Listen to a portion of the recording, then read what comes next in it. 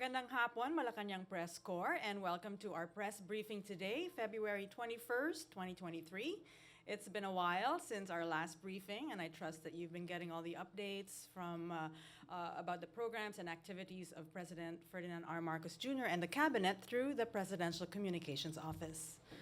Before we proceed with the main topic today, we would like to share with you the latest appointments of officials in different agencies.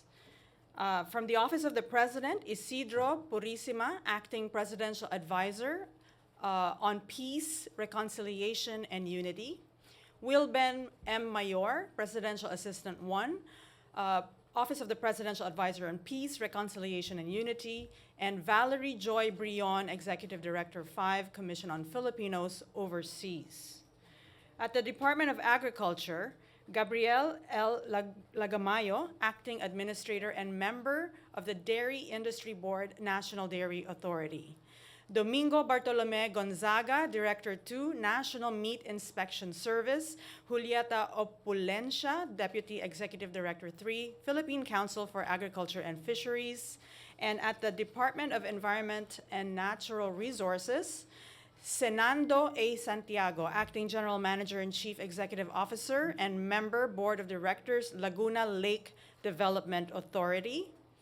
At Department of Finance, David D. Ero, Acting Member, representing the Agrarian Reform Beneficiaries, Board of Directors, Land Bank of the Philippines. Virginia Orogo, Acting Member, representing the Agrarian Reform Beneficiaries, Board of Directors, Land Bank of the Philippines. And at the Department of Labor and Employment, Emerico O. de Guzman, Member representing the Employers Sector, National Tripartite Industrial Peace Council. Rufino M. Margate, Jr., Member representing Employers Sector, National Tripartite Industrial Peace Council. And at the Department of Trade and Industry, Flora Politud Gabunales, Director 4. At yan ang mga latest appointees. Sa ngayon, isa sa inaasikaso ay ang implementasyon ng Republic Act No. 11293 or ang Philippine Innovation Act. President Marcos headed the 4th meeting of the National Innovation Council with the National Economic and Development Authority, or NEDA, the Department of Trade and Industry, or DTI, and the Department of Science and Technology, or DOST. The NIC was created in 2019 to propose an innovation that will help the poor and give the MSMEs a chance to be part of the economy building. During the meeting, President Marcos emphasized the importance of having a climate change and environmental sustainability expert to be nominated into the NIC. He said that sustainability and climate change are directly tied to innovation and as thus must be front and center in the Council. At para sa comprehensive discussion ng National Innovation Council, kasama natin muli si NEDA Secretary Arsenio Balisacan. Thank you, Daphne. Members of the Malacañang Press Corps, fellow Filipinos, ladies and gentlemen, good afternoon to all. This morning, the National Innovation Council held its 4th meeting since its creation in 2019, marking the first meeting of the said council under President Ferdinand Marcos Jr.'s administration. I am pleased to announce that the Council, which serves as the government's main coordinating body for innovation policies, and is chaired by the President, has approved 6 executive members for 2023 to 2026, the remaining slot to be filled by a climate change expert. These members come from the ranks of businesses, entrepreneurs, academe, and the scientific community. We also presented to the President salient features of the Republic Act No. 11293 or the Philippine Innovation Act, as well as updates on the formulation of the National Innovation Agenda and Strategy document. This document outlines the country's 10-year vision and long-term goals for innovation and thus serves as a detailed roadmap towards improving innovation governance. To recall, the National Innovation Council, or NIC, is a 25-member body tasked to develop the country's innovation goals, priorities, and long-term national strategy. The President serves as the Council's chairperson, with the Secretary of NEDA as Vice Chairperson. We are joined by 16 ex-officio members, along with 7 executive members from the private sector, who were nominated today as mentioned earlier. As mandated by the law, the NEDA Innovation Staff serves as the Council Secretariat, providing the technical, advisory, and secretariat services to the NIC and other government agencies on matters related to strategic innovation policy direction and coordination. On the drafting and formulation of the National Innovation Agenda and Strategy document, we continue to build upon the framework of the National Innovation Agenda for 2032, which is the overall framework determining our priority areas for innovation. This framework sets the theme on enabling a flourishing innovation ecosystem through the aspects of governance, policy, infrastructure, innovation finance, and culture. Thanks to the series of consultative meetings and workshops, the Council has established 10 national innovation priority areas, namely learning and education, health, food and agriculture, finance, trade, transportation, and logistics, as well as public administration, security and defense, energy, and blue economy and water. These are the areas we have identified to be our focus for development, funding, and innovation in the next 10 years. The National Innovation Agenda and Strategy document also ties closely with the outcomes and strategies laid out in Chapter 8 of the Philippine Development Plan 2023 to 2028 on advancing research and development, technology, and innovation. Together, these two documents aim at enabling a strong innovation governance to drive the innovation ecosystem towards our national innovation priority areas and long-term innovation goals of a smart and innovative Philippines that's productive, resilient, and sustainable, as well as inclusive. Along with the National Innovation Agenda and Strategy document, the establishment of the Innovation Fund signifies one of the other major outputs of the Council. The Innovation Fund is a revolving fund that aims to strengthen entrepreneurship and enterprises engaged in developing innovation solutions or innovative solutions. Thus far, the Council has approved 19 projects or project proposals amounting to 115 million pesos under the innovation grants, majority of which sought to address the pre-commercialization and commercialization requirements of innovative products or services, the enhancement of innovation facilities and services, and the conduct of capacity building activities. The Marcos administration is committed to promoting and advancing the culture of innovation in the country through increased collaboration with the private sector, especially as we prioritize the development of infrastructure, pursue digital transformation, and work towards creating a more attractive and enabling business environment and investment climate in this term. To be clear, innovation plays a critical role in our pursuit for sustained and accelerated economic growth and development, as it serves as a catalyst for raising overall productivity and elevating the quality of our goods and services. Only through a collective national effort can we truly pursue and attain these goals for our future.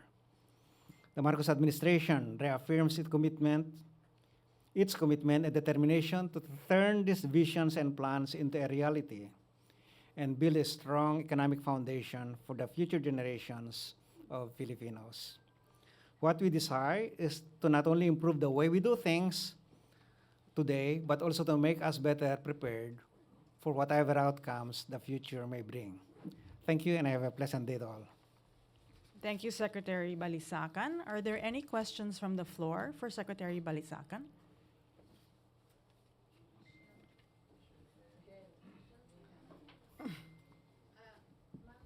Go ahead, Eden Santos, Net 25.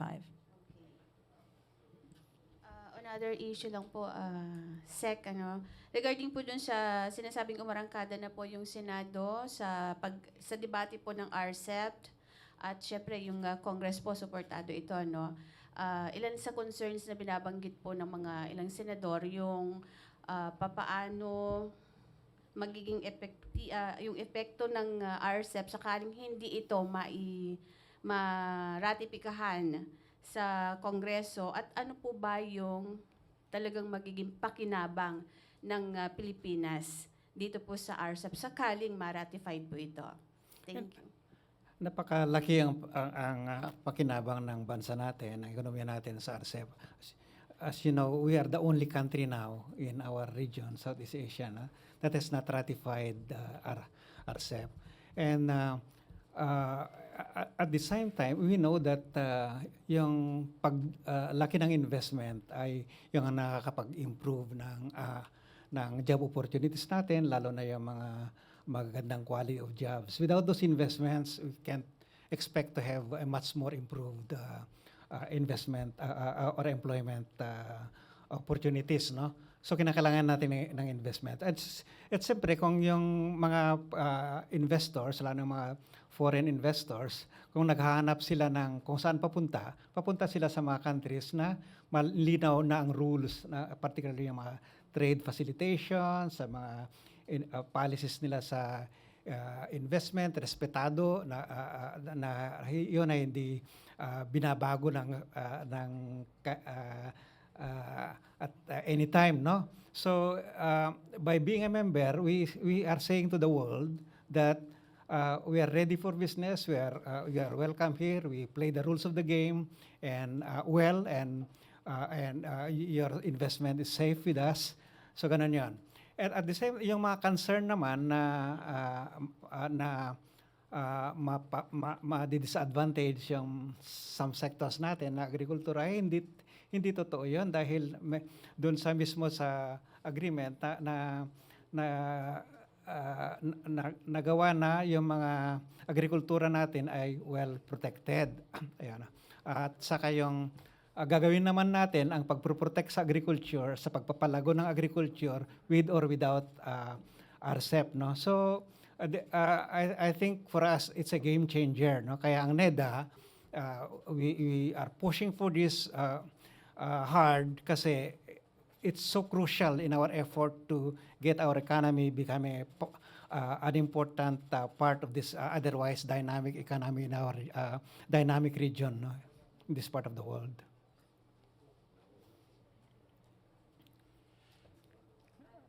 Harley Valbuena, DZME.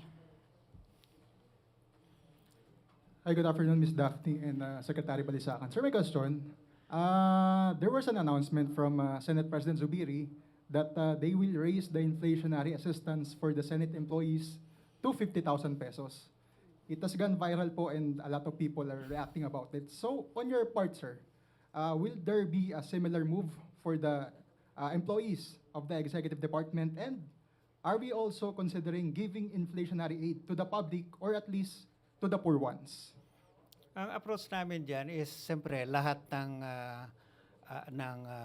tayo ay naapektahan differently dun sa inflation, no? On the one hand, we are trying to work out na yung inflation na yan ay bababa in the coming months, no? Pangalawa, for those naman na talagang affected adversely, no? Lalo na yung mga very poor and vulnerable groups, yun ang talagang pagbuhusan natin ng assistance, no? Hindi feasible na lahat naman ay pare-pareho yung treatment, no? Kasi as you know, our fiscal space is very, very limited, no?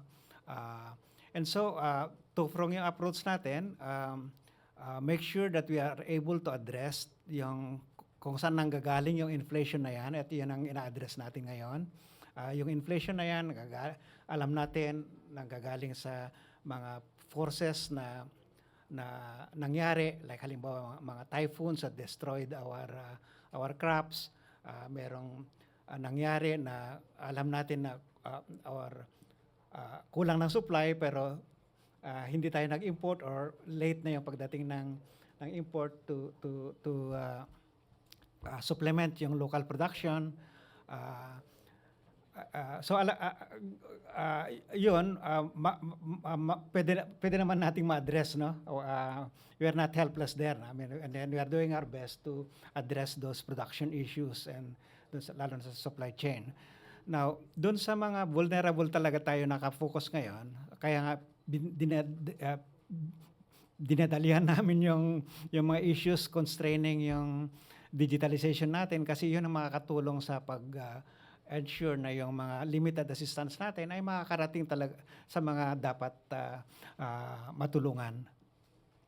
So for now, sir, wala pa pong pinoconsider na gano'n na itaas din yung inflationary aid sa employees ng executive department or executive department? Kung meron man po. Not that.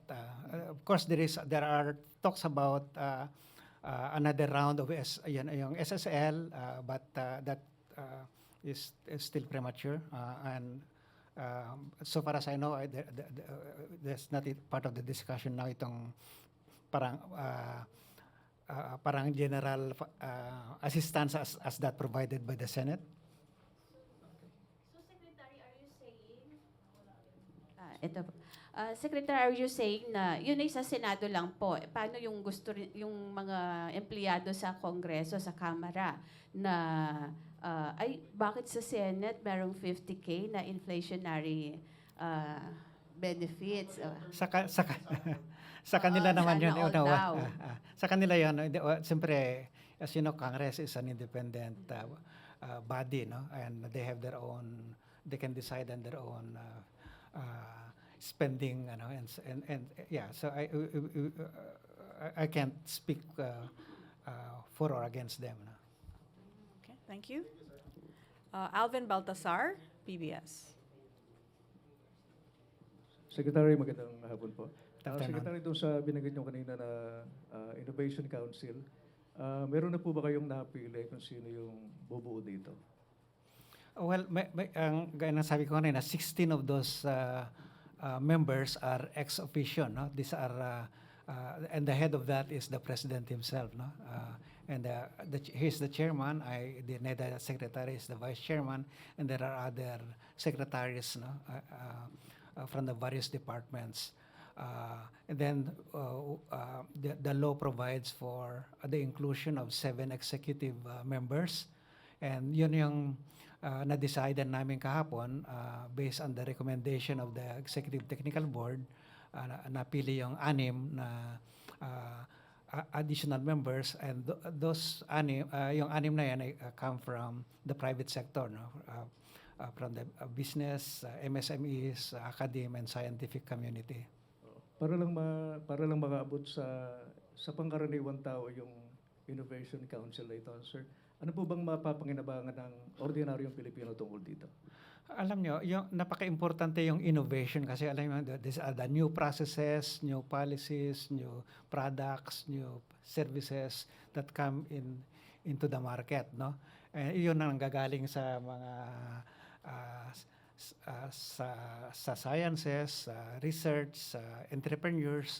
Yung mga entrepreneur, yun ang siya yung nagpuput together yun ng yung output ng science community, ang output ng R&D.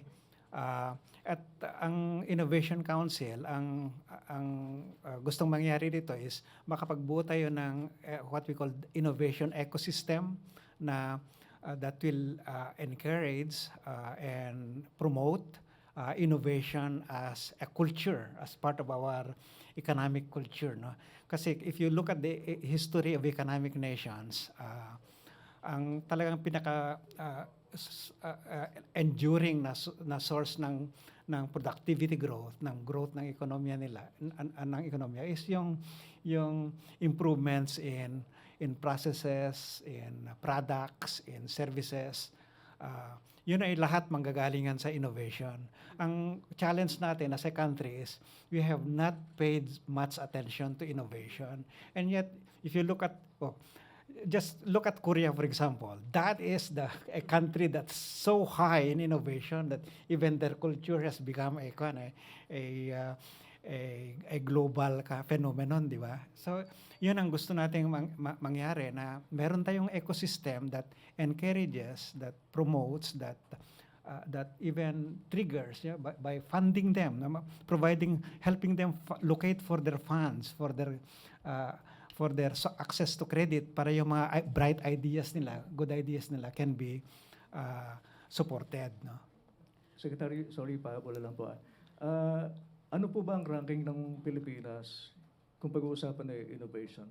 Ano yung lacking? Ranking. Ranking, mababa nga eh. Mababa. Even in for comparable countries at this level of development, mababa tayo kasi titingnan mo na lang natin yung investment natin sa R&D, no?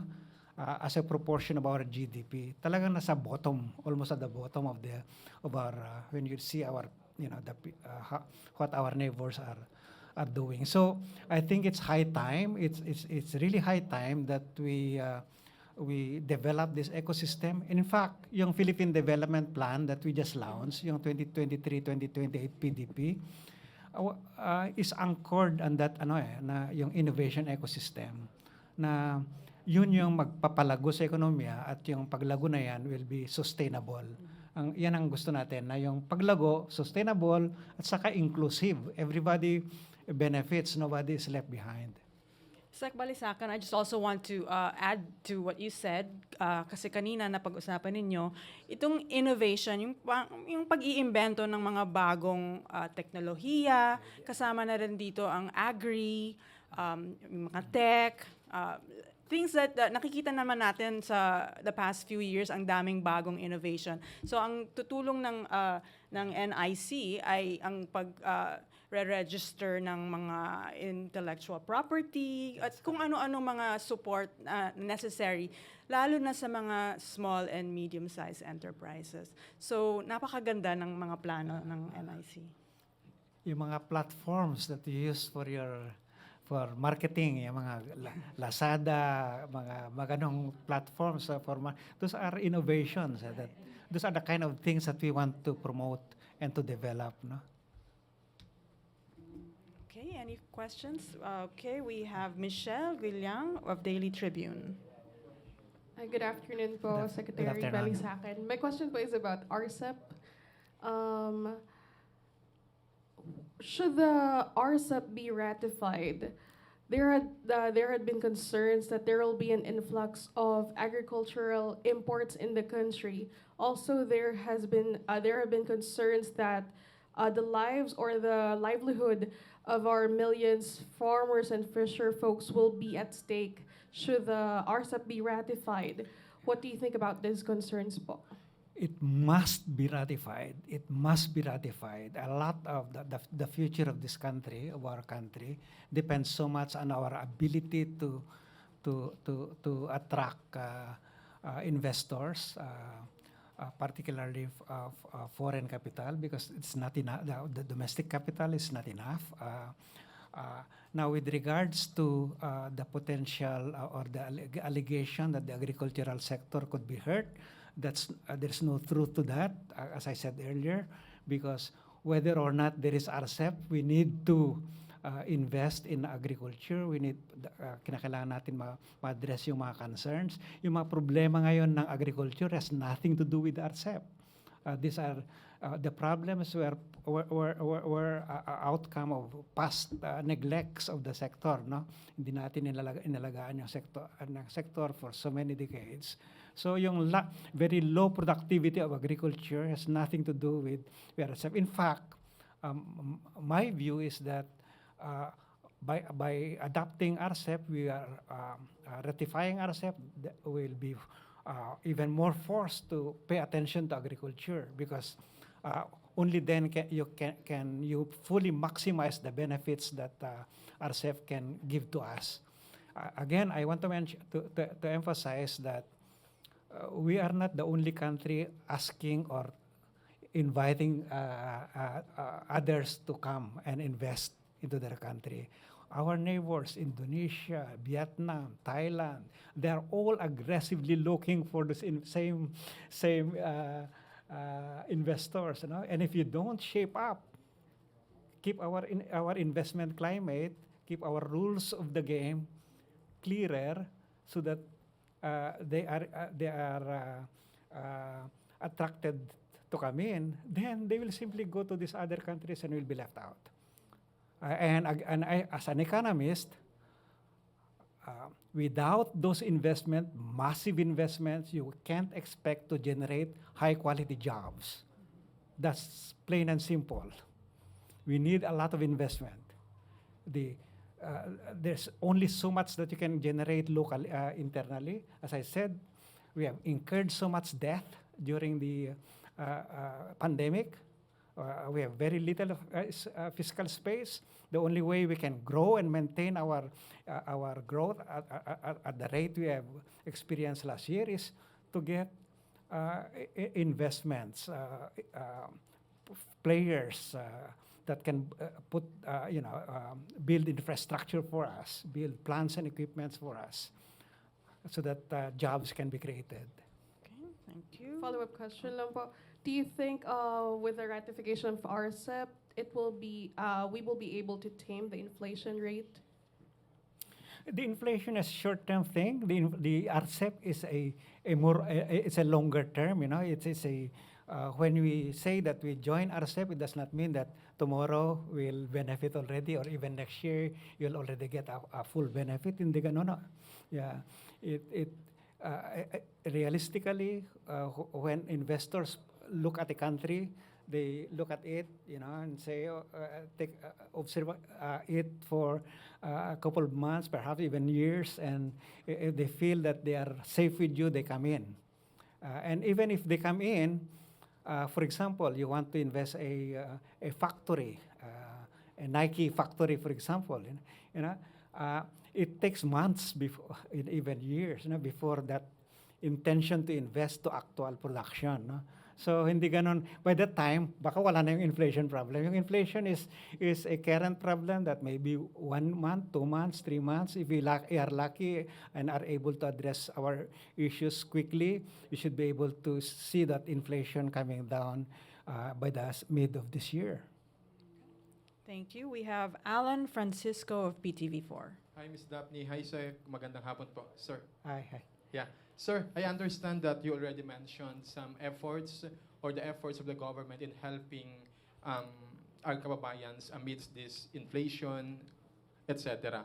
Yesterday, sir, sa oath-taking ceremony sa Malacañang, sabi ng Pangulo ay maraming plano ang gobyerno para mapaganda ang ekonomiya ng Pilipinas. Sa madaling sabi, sir, ang sinasabi niya, dapat maramdaman ng taong bayan yung paggalaw ng ekonomiya. Sa NEDA, sir, I mean, can we get your reaction on that, sir?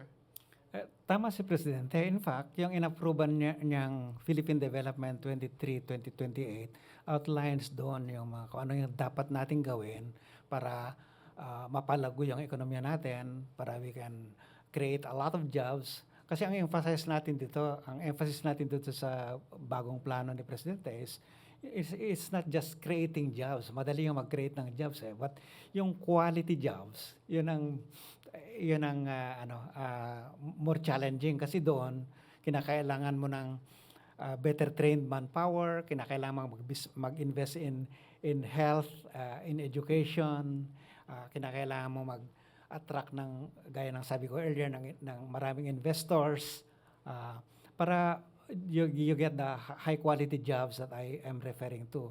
Kasi yung mga high quality jobs, ito yung mga workers who are employed in manufacturing sector, mga may pabrika, gano'n na create.